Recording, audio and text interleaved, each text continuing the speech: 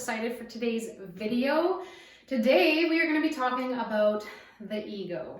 So first off, what is the ego? The ego is the internal part of ourselves, the I version of ourselves that protect us. It keeps us safe.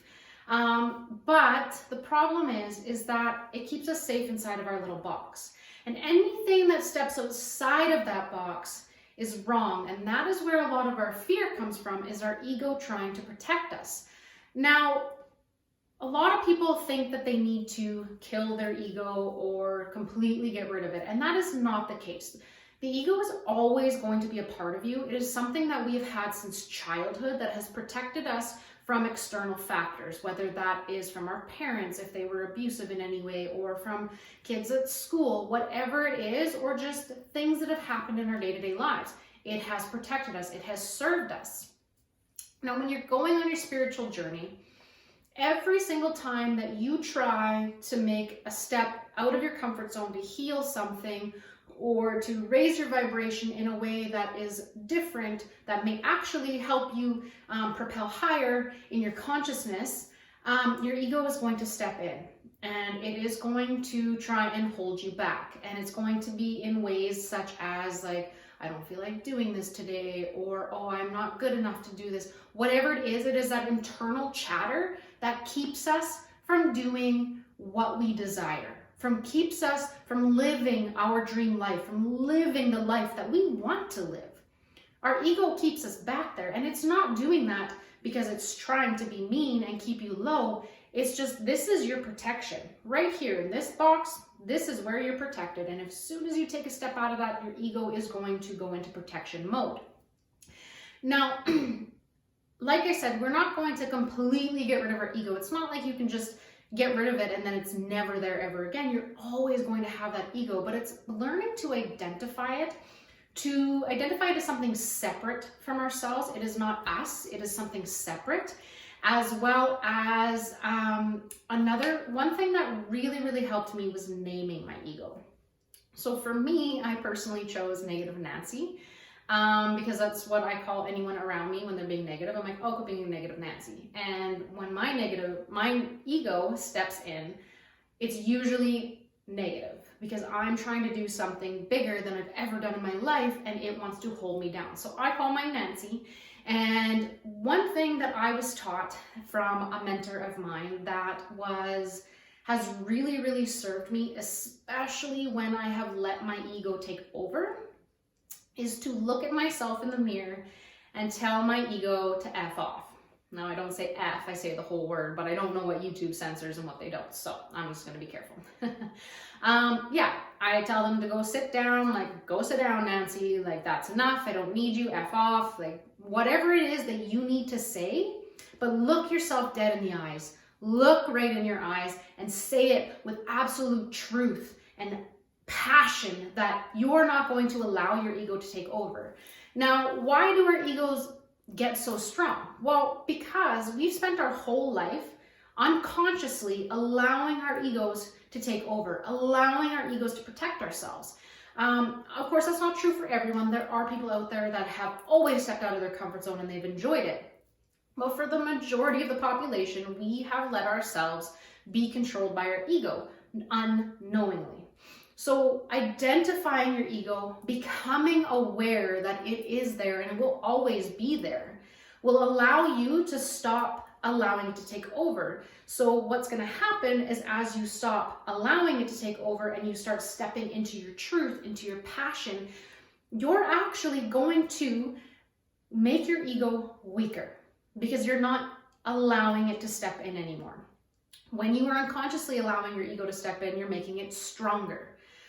So there are a lot of different ways that you can work on this. You could probably find some meditations on YouTube. I have never gone that route. You can do journaling. Journaling is a really good one, just about your ego, and just journal on what your ego does for you. So, and thank it, allow it, appreciate it, that it's been there to protect you. Don't disown it, don't dem it, whatever you want to call it. Just appreciate that it was there for you when you needed it, but now it doesn't serve you anymore. So you could do things like, I appreciate that my ego saved me from an emotion, whatever your trigger is, your emotion that you have in a certain situation, because it kept you in your safe space, right? You didn't step out of that comfort zone. You didn't have to trigger that emotion. You can also just sit and close your eyes, get really comfortable, quiet. You can put on some meditation music in the background. One thing I like to do if I find my ego has been creeping in a lot is to really just focus on the emotions, on the triggers, what brings my ego into play, and just how it really makes me feel. And I sit with that discomfort. I allow it to be there, and then I thank it. Thank you for protecting me. Thank you for being there for me, for serving me in this way, but I don't need you anymore. This no longer serves me. I need to go here. Now, some other things that you can do is prompts throughout the day. You can ask yourself questions like, how do I talk to myself throughout the day? Because that is also your ego stepping in, right? And just keep in mind that all of these practices, there are no right or wrong ways to do it. There are no right or wrong ways to do it. If something doesn't resonate with you, it may not be the path you're supposed to take or the way that you're supposed to take. But also keep in mind that that could be your ego trying to stop you from healing, from stepping farther into your journey and going farther onto your path and stepping into your truth. So just be mindful of that. Is this my ego, or is it that this really doesn't resonate for me? Maybe I need to try something else to see which one it is. And if you try something else and it feels really good, then you know that the other one just didn't resonate. And if it still doesn't feel good, then it might be your ego stepping in and trying to keep you in that safe box where it is in control. So that's a little bit about ego. I can kind of tell you guys about mine. So for me, again, like I was one of those people, I unconsciously allowed my ego to take over everything. I had no idea what the ego was. I honestly thought the ego was, when they big macho men and they're all like looking at themselves in the mirror. That's what I assumed ego was, which is ego in a certain way, but not in this term. Not in this, like what I'm talking about today. So when I was opened up and introduced to my ego, it really opened up a lot of doors for me, and it has been a continuing process. Now, this is not something that you're going to heal and figure out in one shot. It's going to take a long time, and it's going to take you continually doing the work to be able to keep that ego in check and continue stepping into your truth. So for me, some of the things that came up for me was that I constantly was in fear. If something was scary to me, I wouldn't do it. We would go cliff jumping we had these cliffs outside of the town that I grew up in here in Alberta, and everyone would jump off all the cliffs. I would jump off the baby cliffs. Like you could literally sit on it and dangle your toes in the water because I was too afraid to go any higher than that, because I never allowed myself to step out of my comfort zone. And through my whole life, just like that too, I dressed a certain way, and then when I wanted to dress a different way, I was too afraid because that was stepping out of my comfort zone. That was trying something new. Even in school, I wouldn't do anything that no one else was doing because I was afraid of what would happen. My ego kept me small. And also our ego is something that we learn in our childhood as well. So some people are very much, built up as children by their parents, and others are made to feel really small. So if you're made to feel really small, that's where your ego is going to keep you. So just noticing, doing a lot of inner child work, going back to your past, understanding where that all came from, and doing it all without judgment, not allowing yourself to get upset or mad at someone for something they had done. Because when we are at a certain level of consciousness, that is where we react from. Because today, we may be at a level of consciousness way up here, and so we don't understand how someone could react way down here, but once upon a time, we were down there as well.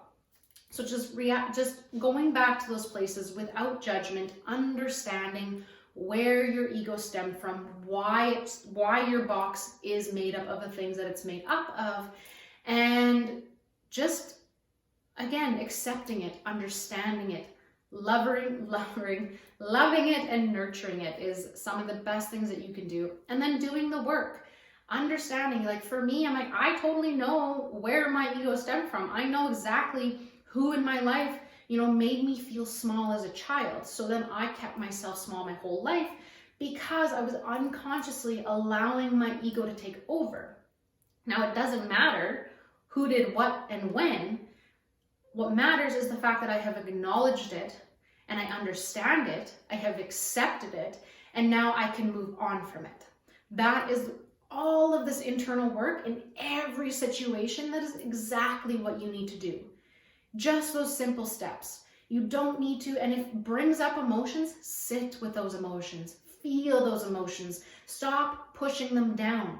Because by pushing them down, you're never going to heal. And that's the same thing with this ego work, because things will come up for you that bring up very, very strong emotions. And you need to be able to sit with that and understand it and accept it in order to move on from it. So with that being said, so anyways, I understood all these things, and then I was able to push myself farther out of my box and create my dream business, become a yoga teacher, which I never ever thought I was going to be able to do. Start a YouTube channel. Like, I know my videos aren't, the best because I haven't been doing this very long, but I'm still here. I'm still showing up every day, which even 6 months ago, I probably never would have done that because I hadn't done the internal work to understand what was holding me back, which was, it's all this life is about, is lessons. You have to learn your lessons and move on from them.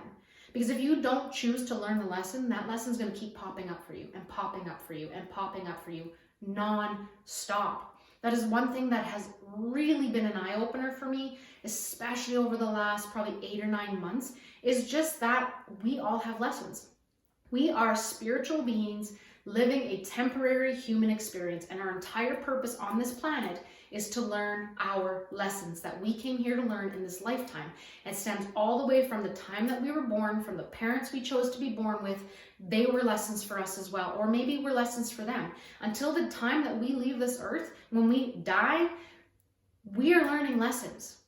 So take that time, feel into your emotions, learn the lessons, and choose to move on from them.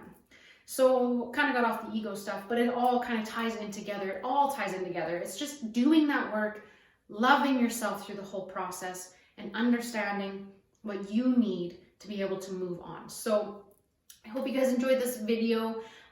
Stay tuned for more. And if you guys have anything that you want me to do a video on, just drop it in the comments below and I will gladly touch on that. Have a wonderful rest of your day. Bye. If you're enjoying the content on my channel, go ahead and hit the subscribe button to stay up to date with all the videos that I will be releasing. If you're not already, go ahead and jump over to my Instagram by hitting the link below and click follow.